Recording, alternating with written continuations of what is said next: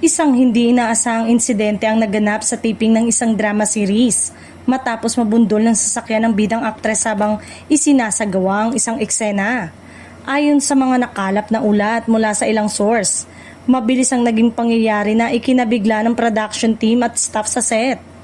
Lumalabas sa salaysay na habang umaandar ang sasakyan para sa eksena, hindi inaasahang nagpatuloy ito sa direksyon ng aktres. Dahil dito, hindi na umano siya nakaiwas at siya ay tinamaan ng sasakyan. Agad na rumesponde ang mga nasa set upang matulungan ang aktres.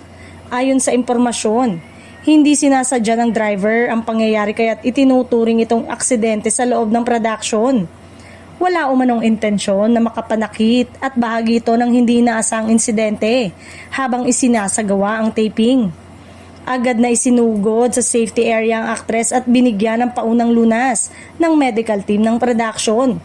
Sa kabutihang palad, lumalabas na hindi malala ang kanyang tinamong pinsala at maayos na rin ang kanyang kalagayan matapos ang insidente.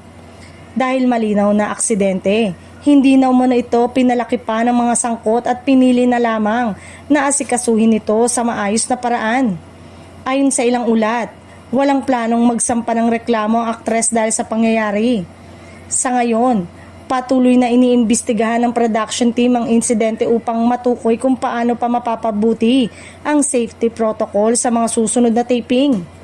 Tiniyak din nila na uunahin ang kaligtasan ng buong cast at crew upang maiwasan ang kaparehong pangyayari.